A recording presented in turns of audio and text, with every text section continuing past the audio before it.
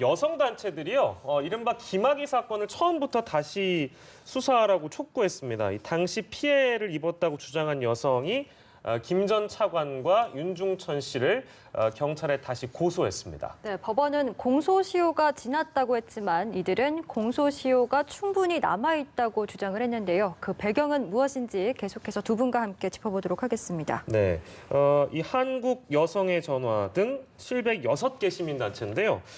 기자회견이 있었습니다. 그리고 이제 이 자리에서 나왔던 내용도 저희가 준비를 해봤는데 일단 먼저 보고 돌아오도록 하겠습니다.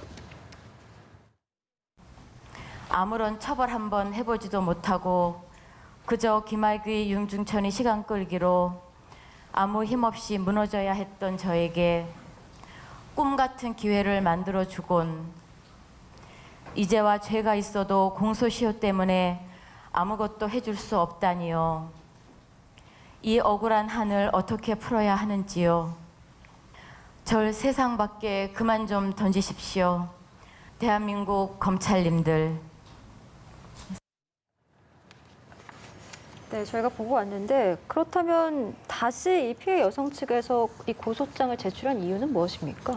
네, 기본적으로 지금 우리 피해자 측에서는 이 초기 수사 자체가 완전히 잘못되었기 때문에 이 부분에 대한 전면적인 재수사가 필요한다라는 부분과 함께 이제 수사기관에 대한 불신을 또 드러낸 부분들이 있고요. 예. 네. 또 이제 추가된 내용이 하나 더 있습니다. 이제 동일한 내용을 재고소한 것뿐만 아니라 당시에 이것을 수사를 담당했던 검사들, 예. 수사관들에 대해서 예. 이제 직권남용 등의 혐의를 이제 고소를 한 것으로 알려져 있습니다. 예. 지금 저희들이 여러 가지 이제 검찰의 과거 사건들을 봤을 때 예. 이런 수사나 이런 부분들이 제대로 이루어지지 못해가지고 피해가 발생을 하면은 예. 굉장히 그 돌이킬 수 없게 되는 부분이 있지 않습니까? 네. 사실 이번에 김학의, 윤중천 그 두 사람에 대한 재판에서도 재판장조차도 이제 판결에서 무죄 선고나 이제 면소 판결이나 공소 기각을 하면서도 그렇게 따끔하게 지적을 했습니다. 네. 최초 수사 단계에서 제대로 수사가 되었다면 충분히 처벌이 가능했을 텐데 예. 그것이 안 된 상태에서 무리하게 지금 단계에서 할 수 있는 거를 기소를 하다 보니까 네. 이렇게 나도 판결을 할 수밖에 없다라는 이야기를 했거든요.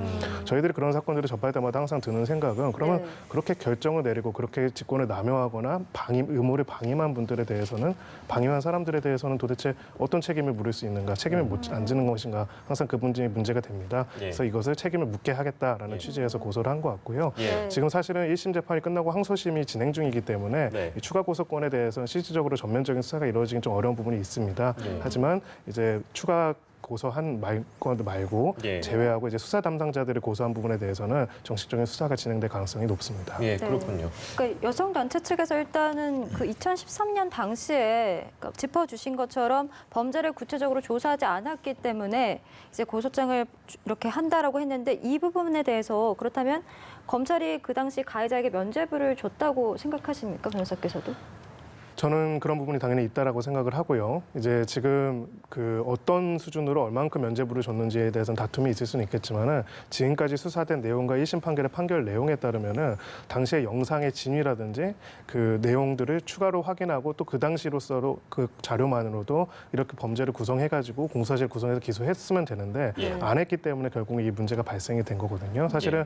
한번 무혐의 처분이 내려진 거에 대해서 다시 한번 특별 조사를 해가지고 다시 기소를 하는 경우가 거의 없습니다. 예. 그만큼 이제 기존의 수사 과정들이 문제가 있다는 것이고요. 예. 이 사건뿐만 아니라 많은 사건들에서 사실은 수사기관의 권력의 행사의 부분도 문제가 있지만은 네. 실질적으로 가장 큰 문제가 발생하는 부분은 불행사에 관한 부분입니다. 예. 수사를 더 할 수 있고 수사를 더 하면 기소를 할 수 있는데 예. 이런 부분은 얼마든지 덮을 수 있고 이것을 기존에 대한 무한의 재량권이 있고 또 거기에 대해서 책임을 지지 않는다는 것이죠. 예. 이 부분에 대해 가지고 문제점이 분명히 있는 사건이라고 생각합니다. 예. 네.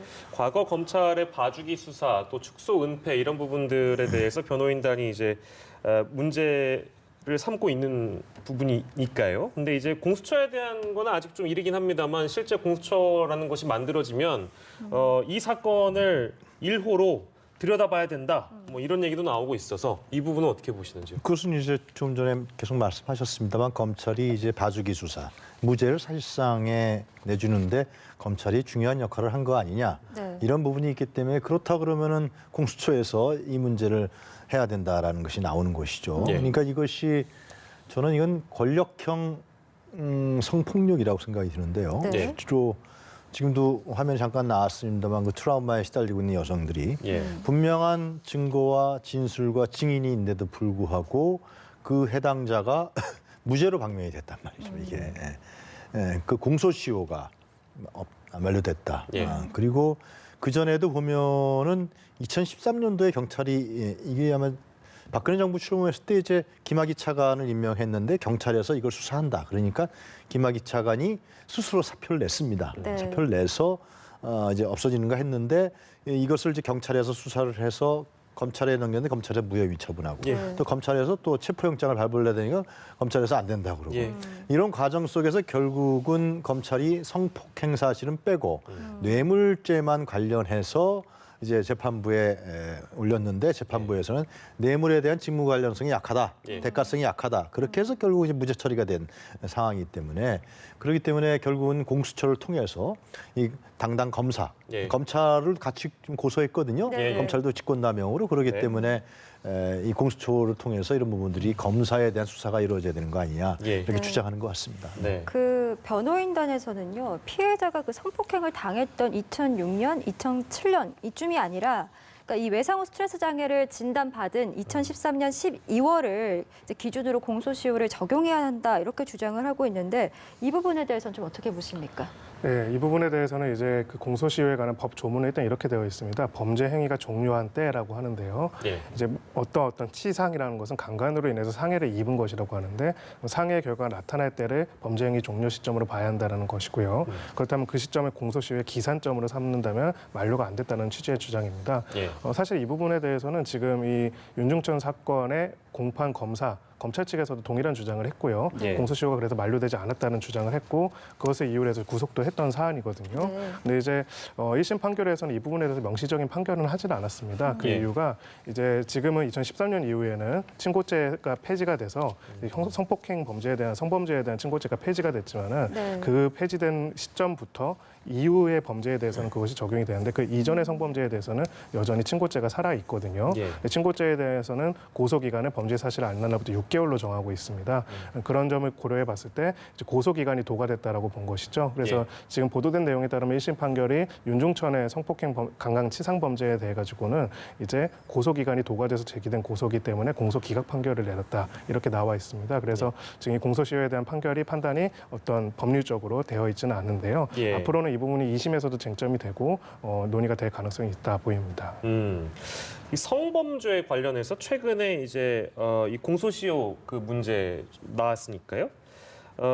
이게 이제 테니스 코치가 초등학생을 성폭행했던 사건이었습니다. 근데 요게 이제 아까 말씀하신 그 맥락에서 이 성폭행을 당한 시점이 아니라 외상후 스트레스 장애 판정을 받은 시점.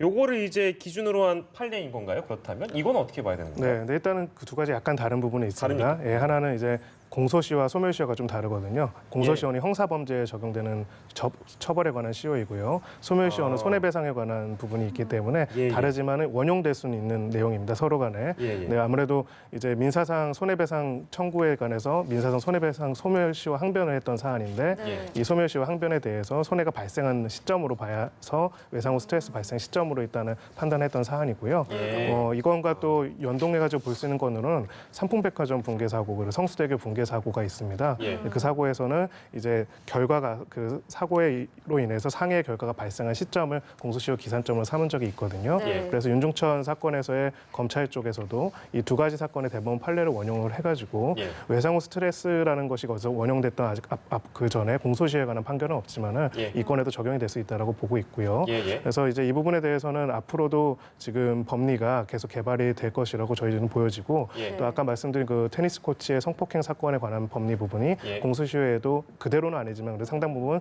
원용돼서 적용될 수 있는 사안이 될 수 있다라고 저는 생각합니다. 예. 네.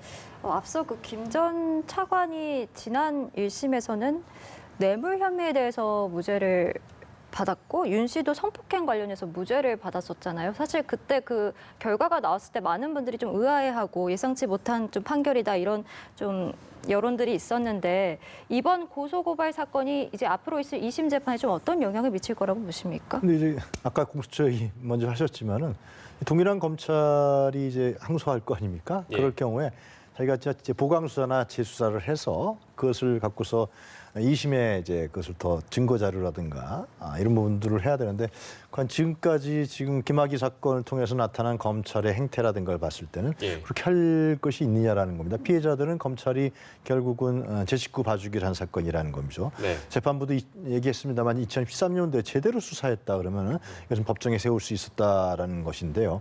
결국은 지금 재판부가 성폭력을 김학의 전 차관을 뺄 때도 성관계 배경에 윤중천의 강요가 있었다는 사실을 김학의가 몰랐다 이렇게 해서 뺐단 말이죠. 예. 그래서 이 부분을 피해자가 어떻게 받아들일지 전 잘 우리가 짐작할 수가 있을 텐데요. 예. 몰랐기 때문에 이 성폭력을 뺀 겁니다. 검찰에서 이거 기소를 할 때. 예, 예. 그리고 수사단은 별장 속의 동영상을 이 언론에도 한번 나왔던 걸로 기억이 하는데 네, 네. 동영상이 결국 김학의 전 차관이라는 부분들이 확인했다라는 거 아니겠습니까? 예. 그럼에도 불구하고 공소시효 문제와 그리고 또 이 성폭력 부분은 검찰에서 기소해서 뺐기 때문에 예. 재판부에서는 당연히 그 부분을 뭐 재판부가 기소를 직접 할 수 있는 것도 아니고요. 예. 그리고 이 뇌물죄 부분도 직무관련성과 대가성이 확실하게 입증을 못한 모양이에요, 검찰에서요. 네, 네. 상당히 그 뇌물 액수가 큰데요. 근데 예. 이 입증하지 못했으니까 법원에서는 이건 또 뇌물죄도 예를 들면 유죄가 될 수 없다라고 했기 때문에 예. 그렇기 때문에 만약에 또 항소를 한다 그래도 검찰에서 그렇다면은 지금 2013년부터 지금까지 몇 번입니까 지금?